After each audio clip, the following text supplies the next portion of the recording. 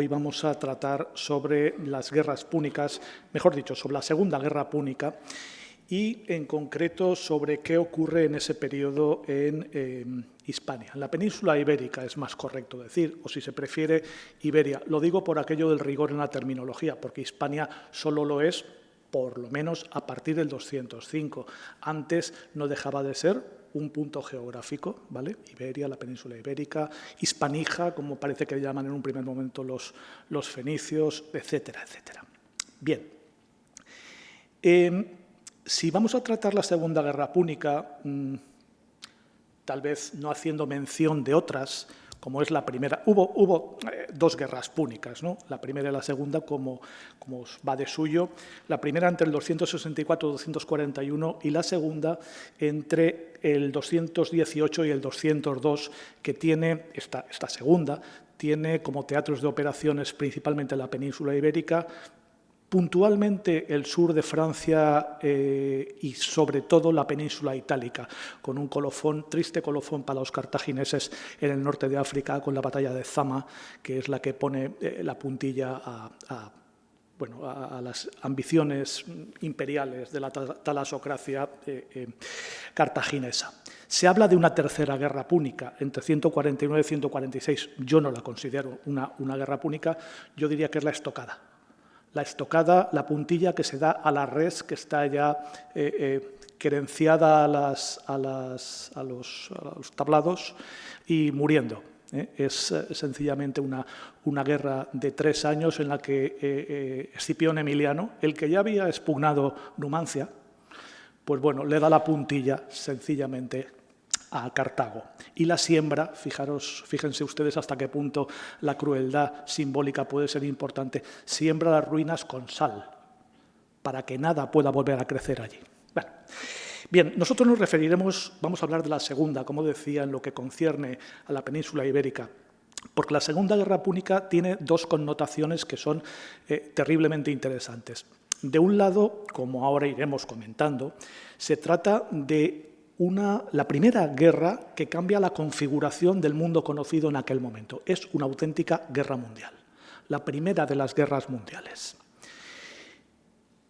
Y, en segundo lugar, es la guerra que pone a la península ibérica en el escenario mundial.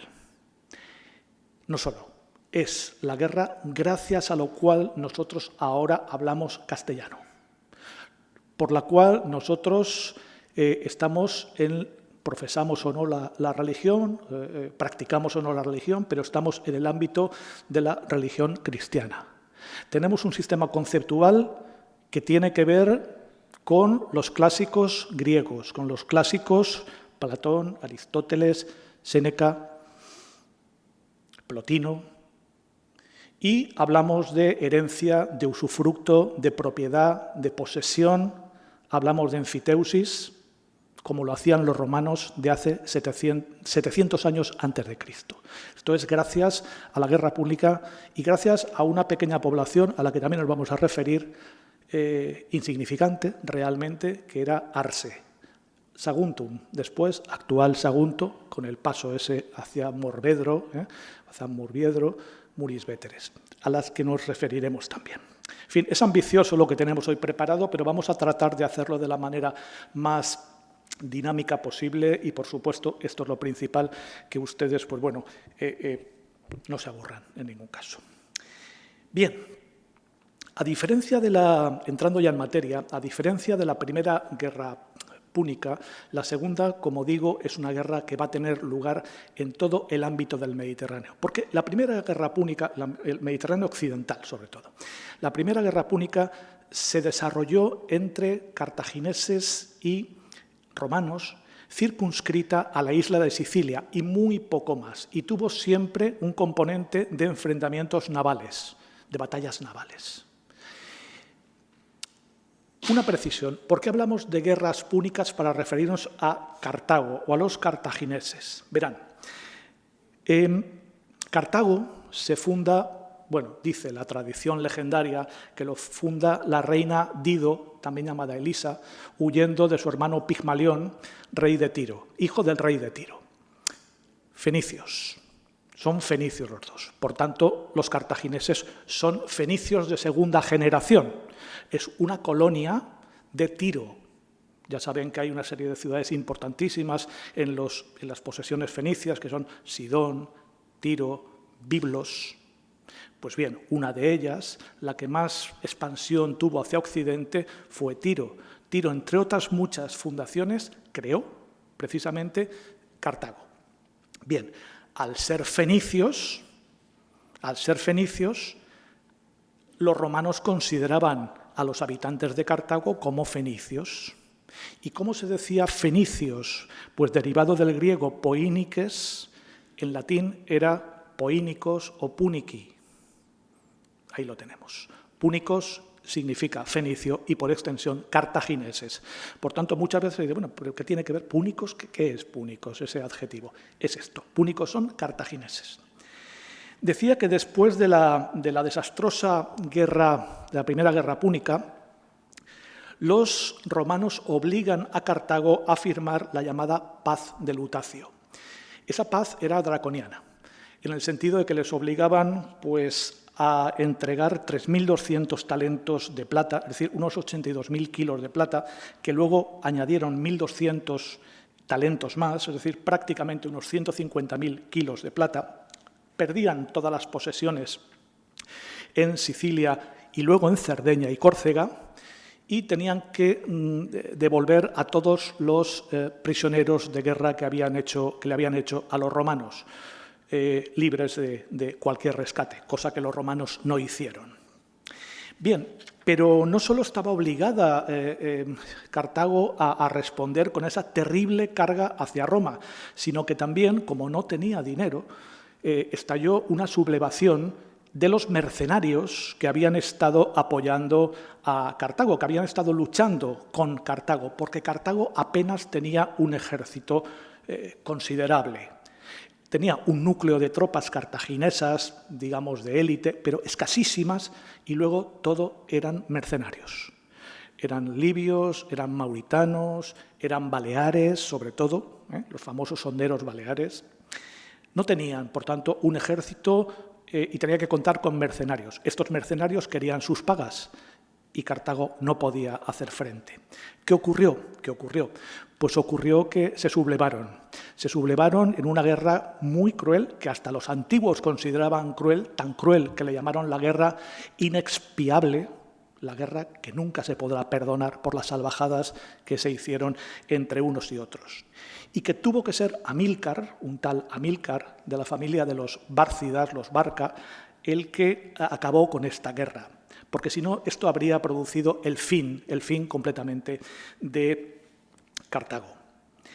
Bien, Cartago, por tanto, había perdido su imperio, el poquito imperio que tenía, todo se ha dicho, a manos de los romanos. Y tenía que hacer frente a su supervivencia y al pago de las indemnizaciones a Roma. ¿Cómo conseguía recursos? Pues había dos tesis. Una primera tesis que decía: centrémonos en la producción agrícola del norte de África, que el norte de África no es como en la actualidad, o mejor dicho, era una tierra fértil mucho más ancha que lo que es en realidad. Actualmente 100-150 kilómetros es el máximo que tiene la superficie cultivable, que está más cerca del mar y por tanto recibe más humedad. Entonces era bastante más amplia, el desierto ha ido ensanchándose tanto hacia el norte como hacia el sur. Bueno, decían una tesis, decía, hombre, centrémonos en nuestra potencia agrícola, que no es poca, y con esto vivamos de una forma más modesta, renunciemos a cualquier ambición que haya más allá de nuestra tierra más próxima. Y otra facción, que era la que finalmente triunfó, que estaba capitaneada por los Barca, que decía, no, vamos a ver, si ya tenemos algún tipo de presencia en Hispania, ellos habían heredado las posesiones de los fenicios en la península ibérica, en Hispania si se quiere. Centrémonos en esa tierra que es rica, que tiene minerales, que tiene vegetales, o que tiene producción agrícola más bien, que tiene mercenarios. Esta facción es la que finalmente triunfa. ¿Y entonces qué hacen? Bueno, pues aprovechan el conocimiento que ya tenían de la península ibérica y hacia acá se viene Amílcar, como les decía. Amílcar desembarca en Gades, es decir, en Cádiz. Gades era dicen desde el año 900, que se fundó por los tiriotas, por los fenicios precisamente. Bueno, era, decían, la ciudad más fenicia de la península ibérica y era un poco la base por la que los cartagineses podían entrar. Y en muy poquito tiempo que entran en la península ibérica, 237, se hacen prácticamente con todo el tercio sureste, o todo el tercio sureste de la península ibérica. Conquistan el Valle del Guadalquivir y luego toda la zona costera, las actuales Andalucía, región de Murcia, Comunidad Valenciana, etc. Crean alguna ciudad, crean Acraleuca, sobre la que hay bastante debate, si es Alicante o es Carmona. No hay fuentes que nos lo aclaren. Y crean, sobre todo, en el 227, su gran urbe, que es Cart-Hadash, o sea, Cartagena. Cartago Nova para los romanos, Cartagena posteriormente. En el 227, Asdrúbal funda Cartagena, que tendrá una importancia radical en la historia subsiguiente. Como les decía, todo el tercio sur-sureste está en manos de los cartagineses. Claro, esto de alguna manera inquieta a Roma. Roma era una potencia emergente y se da cuenta de que sus enemigos derrotados están cada vez tomando posesión de una mayor porción de tierra en el lejano oeste del Mediterráneo, que es la península ibérica. Pero ya no es que ellos estuvieran preocupados, que lo estaban, sino que además unos aliados suyos de primer orden están todavía más preocupados. ¿Quiénes eran estos aliados de los romanos? Los llamados por los historiadores los masiliotas, los habitantes de Masilia, o lo que es lo mismo, los marselleses. Masilia, era otra fundación de los tirios, de los fenicios tirios, y a su vez había alcanzado tal envergadura que era ya una ciudad era una colonia capaz de crear colonias. Y en concreto había creado dos importantísimas en la península ibérica, Rhodes y Emporion, más conocidas en la actualidad como Rosas y Ampurias. Claro, la presencia de los cartagineses al sur del Ebro inquietaba a los marselleses, porque su comercio se veía cuanto menos perturbado por la flota cartaginesa. Esto lleva a que en el 226 los romanos llegan a un acuerdo con los cartagineses para repartir las áreas de influencia, no digo las posesiones territoriales, digo áreas de influencia en la península ibérica. Es el llamado Tratado del Ebro, que se establece el Ebro, el Iberus, como frontera oficiosa. Se decía que ningún ejército podía pasar el Ebro, ninguna nación, ni cartagineses ni romanos, podían pasar el Ebro en armas. ¿Vale? Va a tener una importancia tremenda este tratado. Más o menos ese tratado se va a cumplir durante una década, una decena de años. Este es el trasfondo, pues, señoras y señores, que nos encontramos cuando hablamos del escenario que había en el Mediterráneo occidental en torno al 230, en torno al 220 a.C., con ocasión, repito, de lo que será en vísperas de la Segunda Guerra Púnica. Guerra Púnica que, según nos decía, y entrando ya en las causas de esta guerra, lo que nos decía un eximio catedrático de Historia Antigua, que fue Julio Mangas, fue uno de los mayores acontecimientos de la antigüedad, pues en ella se rompió el equilibrio político existente en la antigüedad. Una auténtica guerra mundial, como decíamos, si por tal entendemos diferentes teatros de operaciones, lo he dicho antes, Hispania, Italia, el sur de Francia, el norte de África. Se me ocurre pensar casi en la Segunda Guerra Mundial. Con muy diferentes tácticas, con alianzas con distintas naciones y pueblos, alianzas, por cierto, muy volubles, sobre todo las de los pueblos hispanos, que no eran de fiar en absoluto, etcétera, etcétera. Pero bueno, y esta conflagración tan importante, ¿qué causas tuvo? Polibio, que es el tipo más sagaz que escribió en la época, en torno a la mitad del siglo II antes de Cristo, griego, por cierto, dice: ciertos escritores que narraron los hechos de Aníbal, queriéndonos exponer las causas por que se suscitó la Segunda Guerra Púnica entre romanos y cartagineses, asignan por primera el sitio de Sagunto, el asedio de Sagunto, por los cartagineses, y por segunda el paso del Ebro por estos mismos, por los cartagineses, contra lo que se había pactado. Y añade Polibio: yo más bien diría que estos fueron los principios de la guerra, pero de ningún modo concederé que fuesen los motivos. Él mismo, a continuación, dice que por motivos hay que tener, o por motivo, hay que tener la venganza cartaginesa por la pérdida de Cerdeña, que había sido a traición, y que admite él mismo que era partidario. Él era compañero de Escipión Emiliano, él estuvo como voluntario en la guerra contra Numancia, Polibio. Pero su honradez intelectual le lleva a reconocer que la pérdida de Cerdeña por parte, la expoliación de Cerdeña por parte de los romanos fue, textualmente, contraria a toda justicia.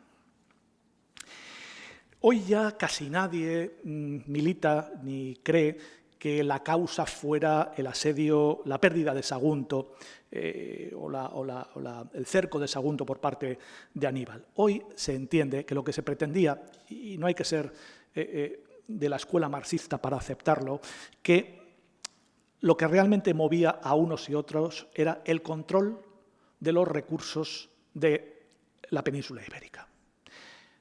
Metales, madera, cereales, aceite, esparto, y, como les decía antes, mercenarios. Pero también el ansia de botín, el militarismo y la gloria militar propia de la aristocracia romana. Los romanos se aburrían en la urbe y necesitaban una campaña. Prácticamente las campañas militares eran anuales, en tiempo a mitad de primavera y hasta mitad de otoño, noviembre, en la que aconsejaba la climatología volver a los cuarteles de invierno. Era un pueblo terriblemente belicoso el romano. Se ha hablado también de que los intereses de una y otra potencia eran antagónicos.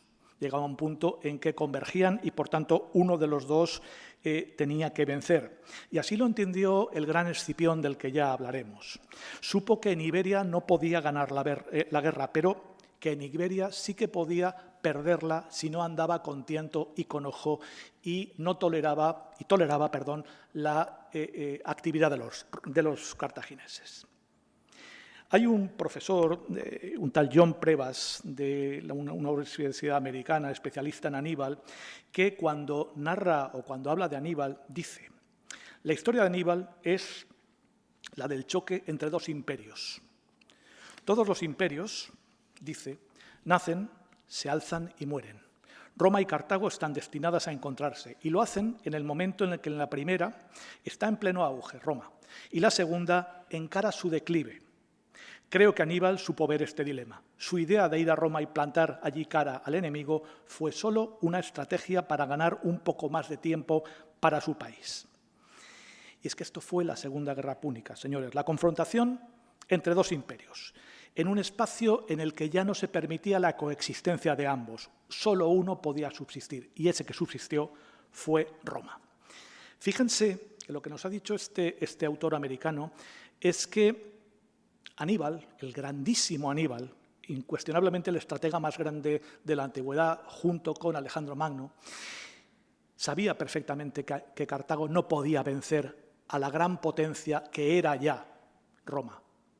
Pero, entonces, ¿por qué llevar la guerra a Italia, cruzar los Alpes, con 30 o 40.000 soldados e incluso los famosos elefantes, etcétera, etcétera? Pues solamente para inquietar y mantener distraídos a los romanos y ganar un poco más de tiempo de subsistencia para su país. Era un inmenso patriota que precisamente sabía que su misión era suicida, pero le importaba más su patria que su propia integridad y la de su ejército. Pues bien, ya tenemos planteada la cuestión. Ya sabemos qué es la Segunda Guerra Púnica, ya sabemos cuáles son las causas, que no son sino la lucha por un mismo espacio económico, territorial y económico en el Mediterráneo occidental. ¿Cómo se inician las hostilidades de esta segunda Guerra Púnica? Pues es lo que yo denomino el contencioso de Sagunto.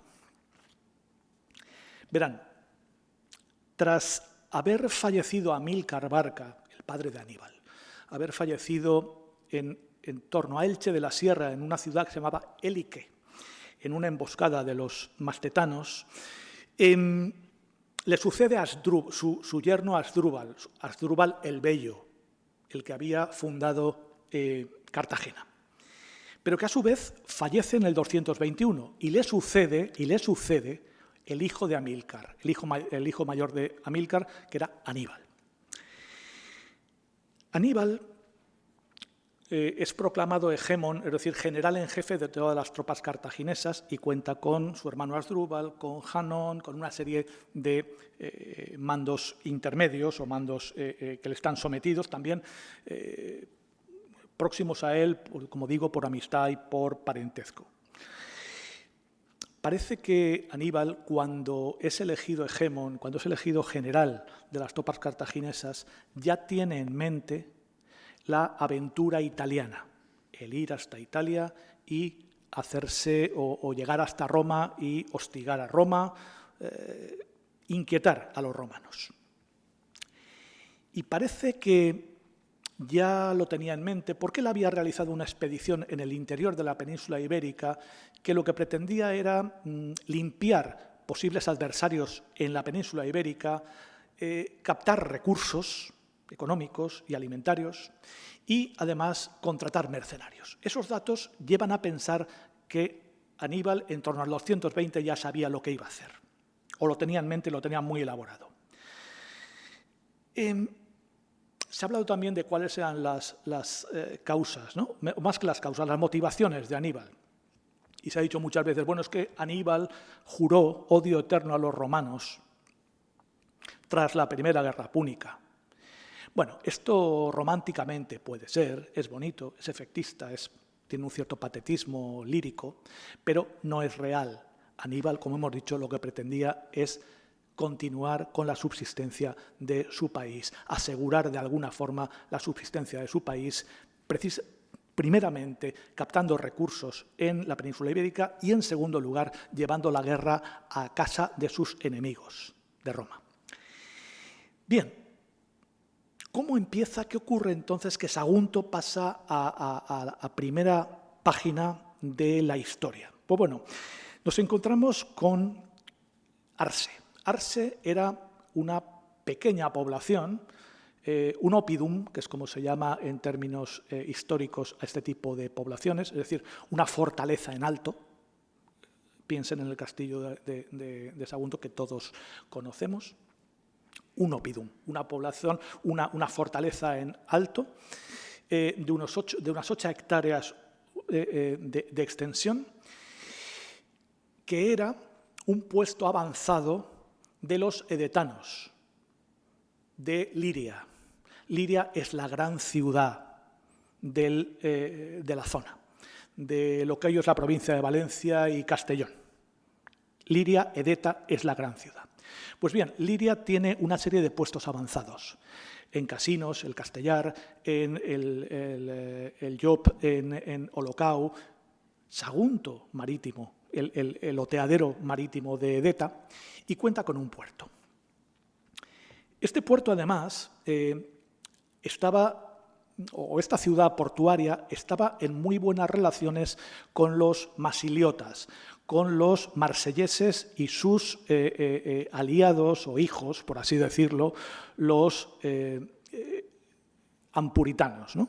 Los comerciantes de Ampurias y de Rosas. De hecho, no hace mucho se ha descubierto una carta en plomo en Ampurias por la que un comerciante le encarga a otro que si tiene, o le recomienda a otro que si tiene problemas en su travesía hacia la zona de Cádiz, que haga escala en Sagunto y ahí se provea de cuerdas y una serie de cuestiones porque tiene un agente comercial suyo que se llama Vasped, en Arce Sagunto, en Arce. Es decir, de alguna manera ya Sagunto estaba presente en las relaciones comerciales. Carmen Aranegui, que es la persona que más ha estudiado esta materia, precisamente lo ha puesto de manifiesto la importancia que Sagunto, que Arce, tenía en la intermediación comercial en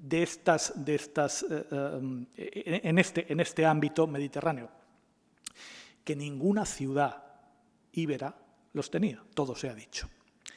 Pues bien, Sagunto era una ciudad que estaba, como ustedes rápidamente han detectado, al sur del Ebro, muy al sur del Ebro, como unos 150, 180 kilómetros al sur del Ebro, 200 prácticamente. Tradicionalmente se ha dicho que al ser atacado por Aníbal,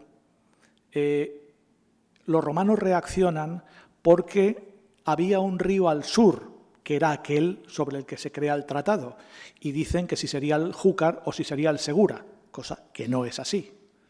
El tratado de 226 era el del Ebro, y Sagunto no estaba al norte del Ebro, está al sur del Ebro. Entonces, ¿qué ocurre? ¿Por qué tienen los romanos esa especie de predilección por esa ciudad? ¿Qué tratado había con ellos? No se conoce muy bien. Lo que sí que se conoce es que había una relación efectiva de los romanos previamente al 219 con Sagunto, con Arce. En este sentido, hay que tener en cuenta que los romanos practicaban lo que algunos autores han llamado una diplomacia agresiva, una diplomacia dinámica, en la que ellos establecían alianzas, digamos, que inmediatamente no se les veía la utilidad para Roma, pero que eventualmente podían jugar algún papel. Es decir, una alianza con un pueblo en medio de un imperio que le era hostil, precisamente para en su momento utilizarlo como excusa de agresión y atacar a ese imperio en el que estaban incluidos. Es el caso de Pérgamo, es el caso de Corinto, es el caso de Sagunto. Sagunto no tenía un interés específico para Roma. Lo podía tener Rosas, lo podía tener Gades, lo podía tener Ampurias, pero no Sagunto. Sin embargo, su existencia y la protección o la relación con Roma era importante porque podía servir de excusa para que Roma interviniera. Roma es, en ese sentido, maquiavélica.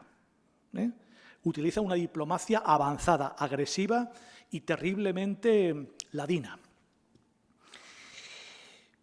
Sagunto, igual que ahora, dominaba un hinterland, es decir, una región inmediata que se extendía por el curso del río Palancia, por el valle del río Palancia, y no hay que pensar en el actual Can de Morvedre o en el actual, hay que pensar un poquito más arriba.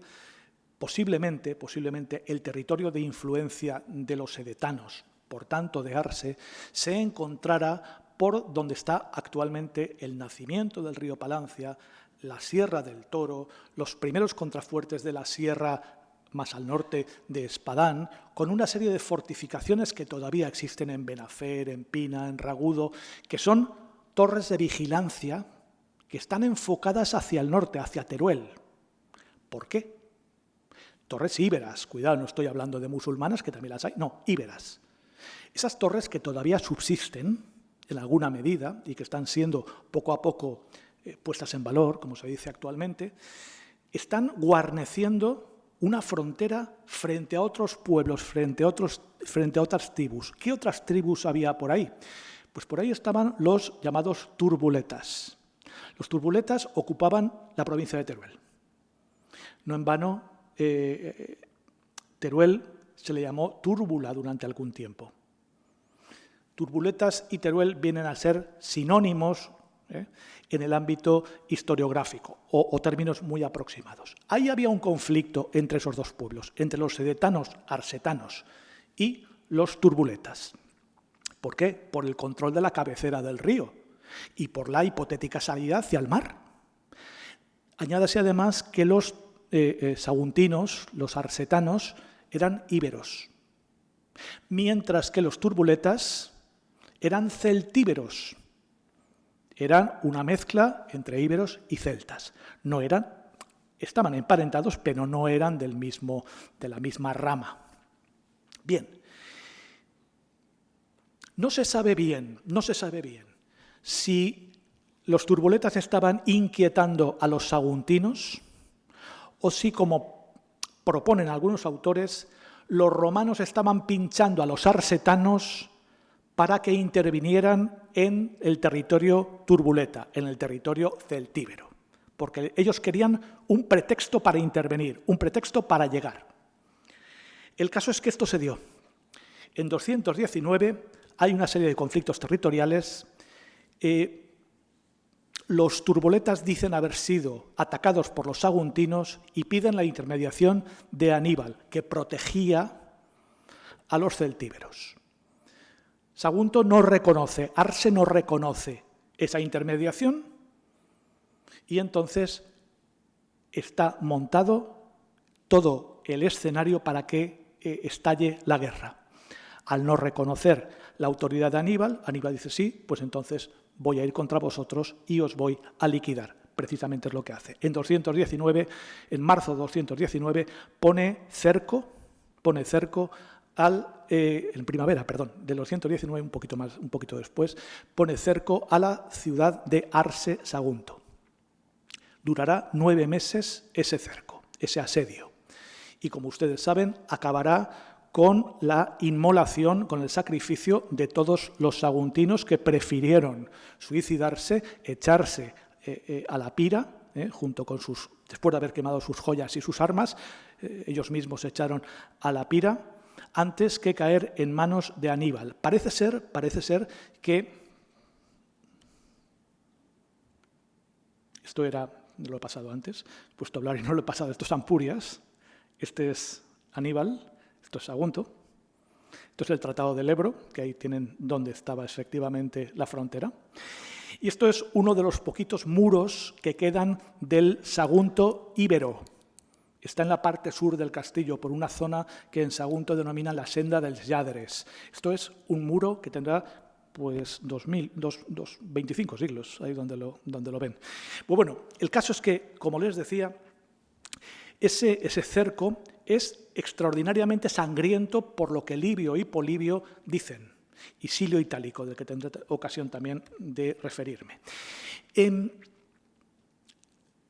Aníbal se conduce con una crueldad tremenda, pero no solo eso, es que se pone al frente de sus tropas con una osadía, con una valentía terrible, tremenda. De hecho, Aníbal, la única vez que fue herido, lo fue en Sagunto. Le hirieron en el muslo con una falárica. Una falárica es una gran lanza con una mojarra o filo, punta, de 90 centímetros y el asta de tejo, habitualmente, o de avellano. Era una lanza propia de los íberos, terriblemente mortal, de la que luego los romanos parece que se inspiran en él para su famoso pilum. Pues bueno, el caso es que de esa crudeza de la batalla, muchos historiadores dicen, hombre, es que Aníbal muchas veces prefería el pacto, prefería un mal acuerdo, antes que el exterminio del enemigo, sí. Pero es que Aníbal tenía ya en mente, tenía muy avanzado, como les he dicho antes, sus planes de cruzar los Alpes y llegar a Italia.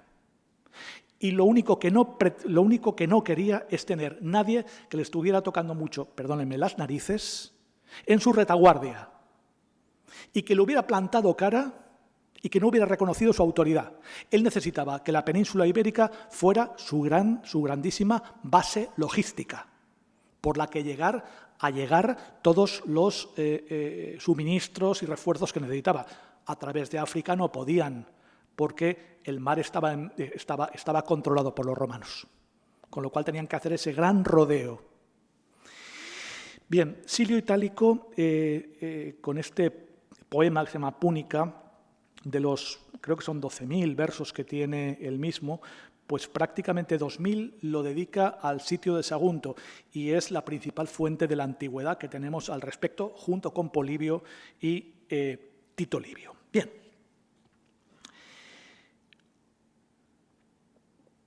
Los romanos, una vez que son conocedores del asedio de Sagunto, desde luego no vienen en un primer momento, sino que se dedican a mandar embajadas a Aníbal, que los manda a cierto lugar, y al propio Senado de Cartago.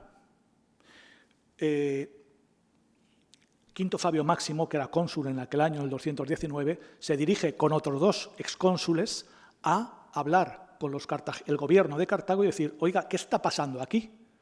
Habíamos llegado a un pacto que decía que no podíamos franquear el Ebro, pero también que había determinadas posesiones, parece ser, protegidas al sur del Ebro y al norte del Ebro para los cartagineses. ¿Qué está pasando? La facción, digamos, más combativa también despide a cajas destempladas a esa delegación de altísimo rango que fue a Cartago. Con lo cual, digamos que la guerra estaba ya a punto de estallar, si no había estallado ya. Los romanos, cuando finalmente resuelven una serie de problemas que tenían en el Adriático, en la zona del Ilírico, bueno, pues mandan a sus tropas, por fin, un año después, mandan a sus tropas a Hispania. Y es precisamente una familia que se hará famosa a lo largo de toda la historia de Roma, que son los Escipiones. En ese momento era cónsul Publio Cornelio Escipión, que junto con su hermano son los que vienen a la península ibérica para cortar el paso a los romanos. En un primer momento, cuando están navegando, llegan a Masilia, llegan a Marsella, donde los marselleses les dicen que Aníbal ya ha pasado el Ebro.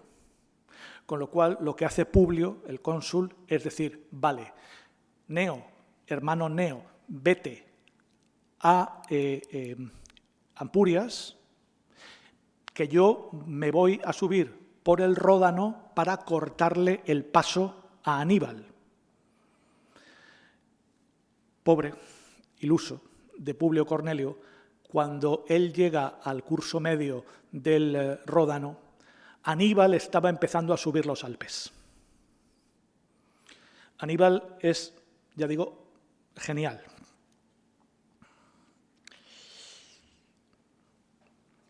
Bien, y ya tenemos a los romanos en Ampurias.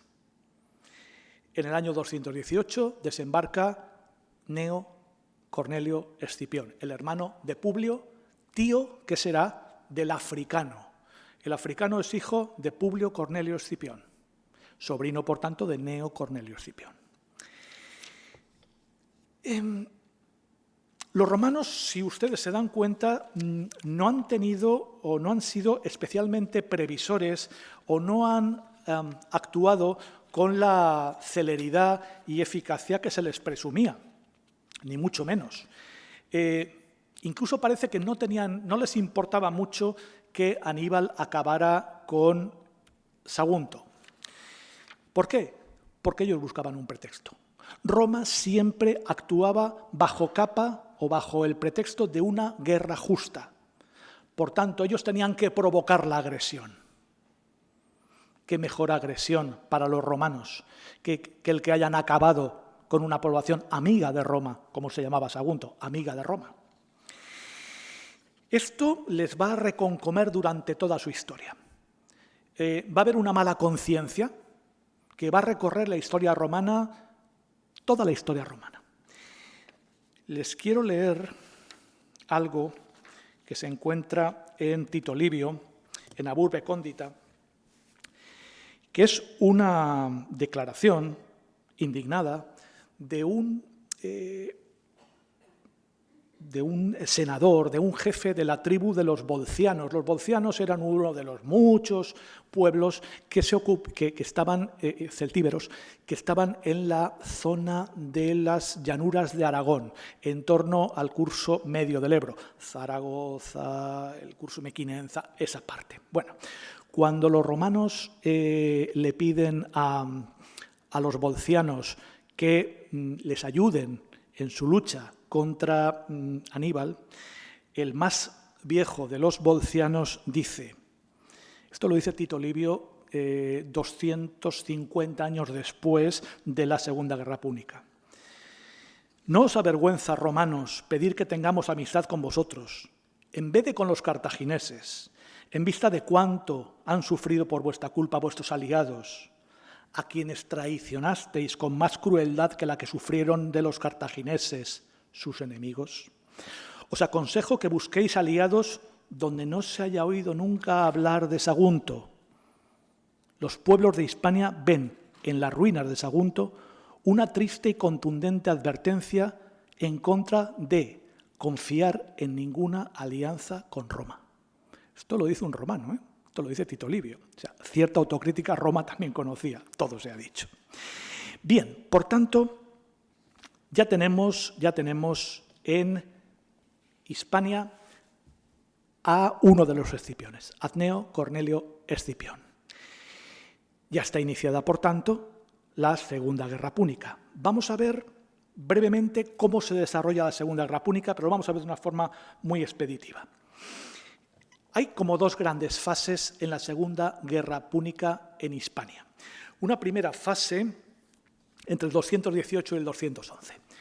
Cneo Cornelio Escipión llega a Ampurias, digamos que vence a los pueblos, desorganizados pueblos íberos que había por allí, e incluso vence a los romanos, a los cartagineses en alguna de los pequeños enfrentamientos que se producen particularmente en Quese, la actual Tarragona.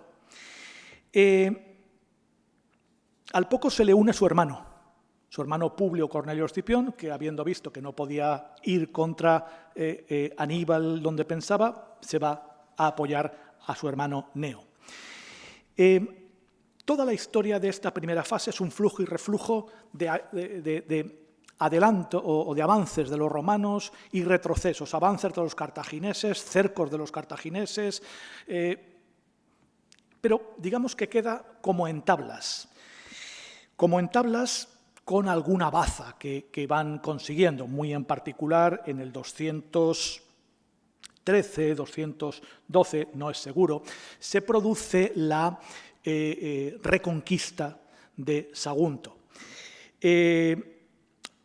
Muy simbólico y muy importante, como pueden ustedes suponer, porque además dentro de Sagunto estaban familias de rehenes que los cartagineses habían llevado consigo y cuya liberación por parte de los romanos rápidamente va a poner a los pueblos de los que procedían esos rehenes en favor de Roma. Aquí verán un plinto que el Ayuntamiento de Sagunto tuvo el buen gusto de instalar en la primera rotonda que hay antes de entrar a Sagunto por la Nacional 200, bueno, no sé, la que va a Barcelona, 340, eso es, correcto.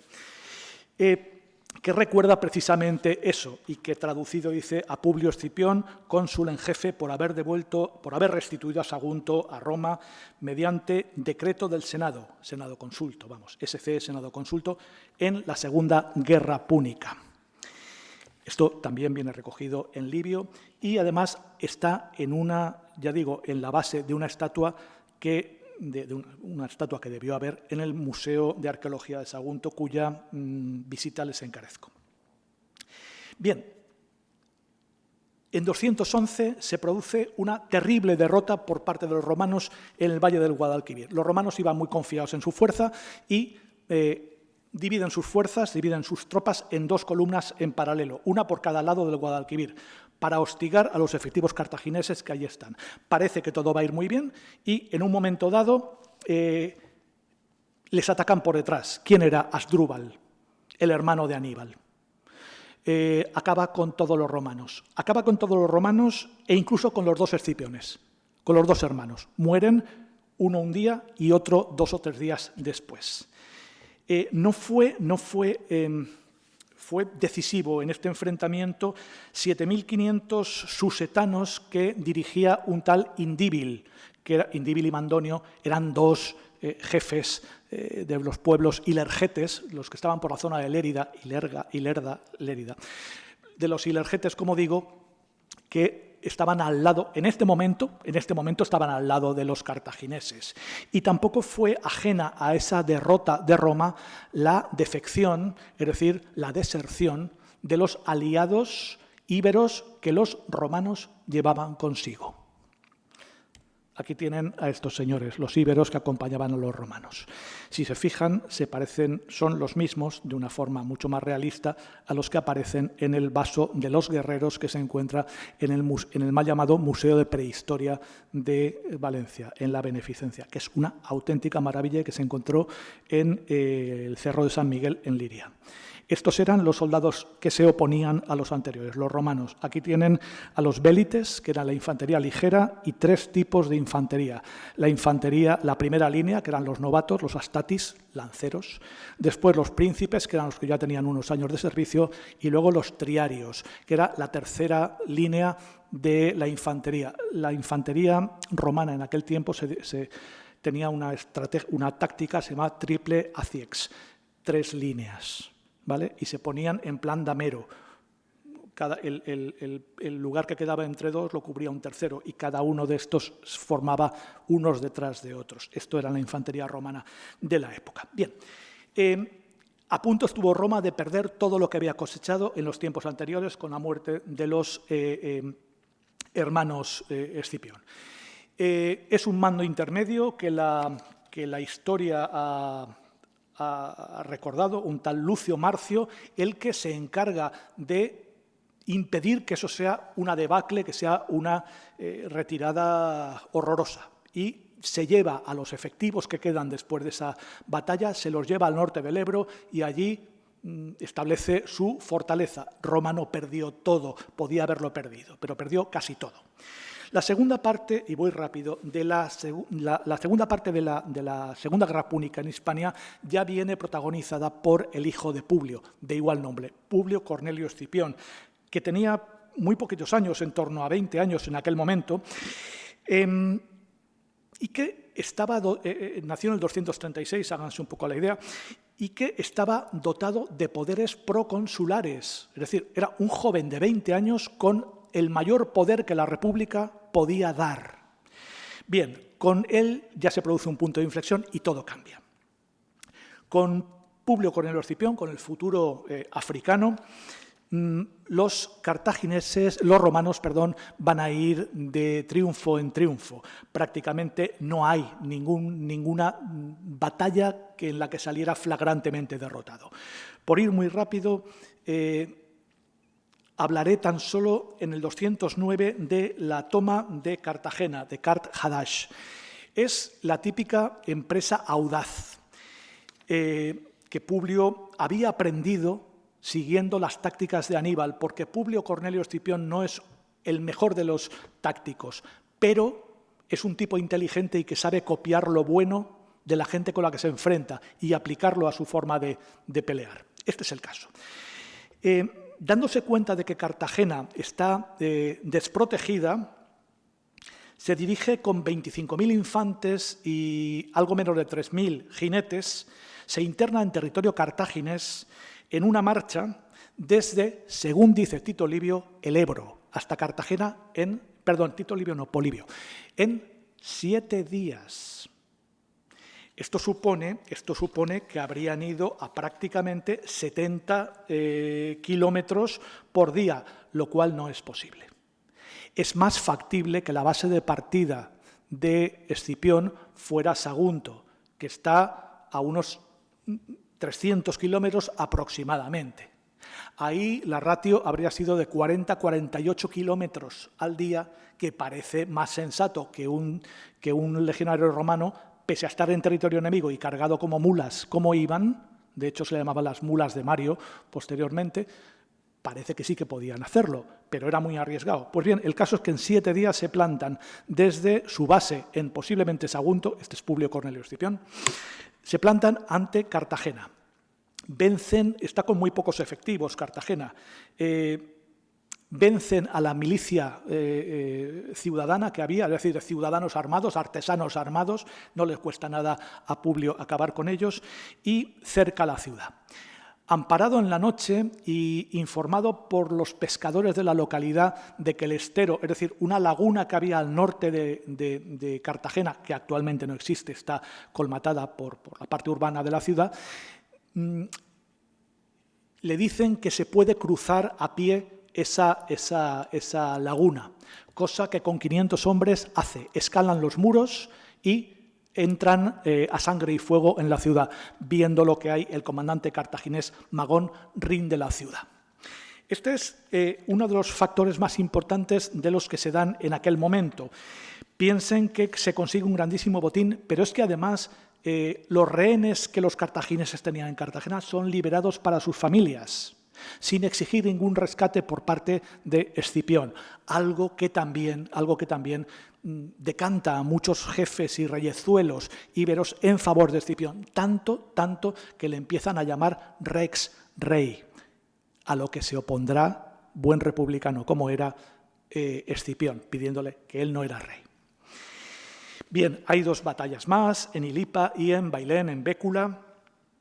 También vence, prácticamente desarma a todo el ejército cartaginés, pero cae enfermo entonces Publio Cornelio Escipión, momento en el que el famoso Indíbil se rebela contra él, era de alianzas voladizas, veleidosas, como ven, el tal Indíbil, y además se le sublevan 8.000 legionarios que tenía en una base en Sucro, en el que pudo haber sido Albalat de la Ribera. Se le sublevan 8.000 hombres.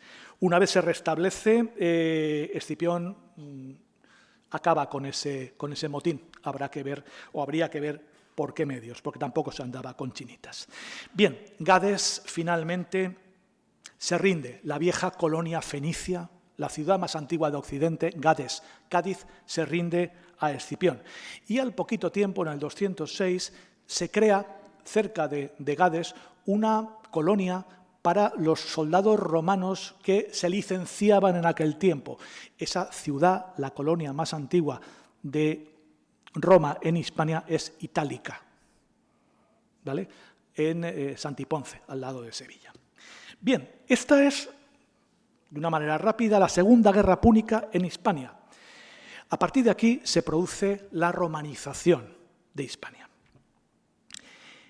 ¿En qué tiempo se produce? Pues prácticamente desde, hablamos del 206 hasta año 20, año 19, año 20, en el que en esos 200 y pico años se va a producir la pacificación de Hispania, porque es cierto que la zona, esto es Cartagena, esto es la laguna a la que me refería antes, Itálica, decían, esta zona señalada en verde rápidamente es puesta bajo administración romana, rápidamente además se establecen 2 provincias, la Hispania ulterior y la Hispania citerior, es decir, ulterior más lejana, citerior más próxima a Roma, y una zona que estaba bajo influencia romana, pero no estaba conquistada por los romanos.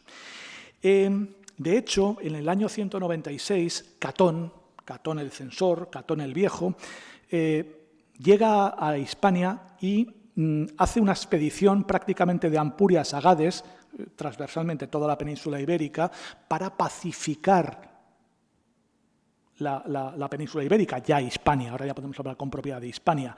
Bueno, dice que durante ese año en que estuvo aquí, expugnó, conquistó más ciudades que días tiene el año. Era, como ven ustedes, un poco sobradito el tal Catón. Pero es que la romanización de Hispania va a ser terriblemente costosa en tiempo y en esfuerzos. Piensen en Viriato, piensen en Numancia, piensen en las guerras asturcántabras que solo, como les decía, en el año 19 a.C., son finalizadas por el llamado bombero de Augusto, Agripa, el del Panteón. El Panteón de Agripa, este mismo señor es el que se encarga de dar fin a esta guerra. También por estos años, cuando acaba la guerra, las guerras asturcántabras, se produce la fundación de otra importante ciudad en el año 25, que es Augusta Emérita, Mérida, para los legionarios heridos en aquel conflicto. Dense cuenta como el periodo de la romanización, el inicio de la romanización, que ocupa esos del 206 a.C. al 19 a.C., 20 aproximadamente, está marcado por la creación de dos grandes ciudades. De un lado, Itálica, como saben ustedes, cuna de emperadores, y por otra parte, Emérita Augusta, con el tiempo capital de la provincia de Lusitania. Es decir, la urbanización es lo primero que nos traen los romanos. La urbanización hasta el punto que crean como 1 millar de ciudades dentro de la piel de toro, muchas de las cuales subsisten. Piensen en Barcino, piensen en César Augusta, piensen en Valentia, el año 138, en Augusta, en Astorga, en Legio, en Polentia, en muchas. Pero no solo nos traen los romanos nos aportan el fenómeno urbanizador, no, nos traen el derecho romano. Lo decía antes, el derecho que aplicamos aquí es derecho romano, en grandísima medida, en un 70, un 80% de sus conceptos son conceptos romanos. Nos traen la filosofía clásica, de la que ellos son portadores, y nos traen, con el devenir de los tiempos, o gracias a la presencia de Roma, llegará también el mensaje cristiano. Por tanto, derecho romano, filosofía clásica y cristianismo, los tres pilares de lo que entendemos como cultura occidental. En el año 74, ya de nuestra era, el emperador Vespasiano da la ciudadanía romana a todos los habitantes de la península ibérica, por aquel entonces divididos ya en 3 provincias: Bética, con capital en Córdoba; la Tarraconense, con capital en Tarragona; y la Lusitania, con capital, como ven, en Emérita Augusta, Augusta Emérita, actual Mérida. Es posteriormente, con Caracalla, en el 212, cuando se dicta la llamada Constitución Antoniniana. Caracalla era la familia de los antoninos. Ahí se da la ciudadanía romana a todos los habitantes libres del imperio, por supuesto también a los habitantes de Hispania, que ya en gran medida lo eran. Entonces, un poquito más tarde, hacia el final del siglo III, se reestructuran todas las provincias, si se fijan, las provincias en la península ibérica. Se habla de la provincia de Hispania y dentro de ello, de la diócesis, de Hispania, y dentro de ello se habla de provincias. Y a su vez, en el interior, si se fijan, tenemos la cartaginensis, tenemos la Cesar Augustana, la cluniacensis, la emeritensis, conventos jurídicos. Es decir, era la diócesis de Hispania con 3 provincias, eventualmente con 4, con 3 provincias, y dentro de cada provincia conventos jurídicos, así se llamaban, una especie de distritos administrativos. Bien, para acabar ya, decir que hay que recalcar que es en Hispania donde durante más tiempo se mantiene la autoridad imperial junto con la Galia y junto con el norte de Egipto, con Alejandría, cuando se producen las invasiones, las llamadas invasiones bárbaras, y siendo una de las principales canteras de la cultura romana. Fíjense que tenemos emperadores como Trajano, Adriano y Teodosio, estoy leyendo, políticos y militares como Balbo, Sura o Nigrino, un militar de Edeta, de Liria, que disputó el trono con Trajano y que al perder en esa contienda, su memoria fue borrada, porque los romanos eran muy crueles hasta con la memoria, y dictaban la llamada condena de la memoria, y picaban todos los sitios donde aparecía el nombre del condenado. Ese fue el caso de Nigrino, Nigrino Materno. Filósofos como el cordobés Séneca, Moderato o el orador Quintiliano, Lucano, Marcial, Prudencio, todos poetas, Higinio, director de la Biblioteca Palatina de Augusto, Pomponio Mela, que fue geógrafo, Columela, que fue agrónomo y autor de una importantísima obra que es la Res Rústica.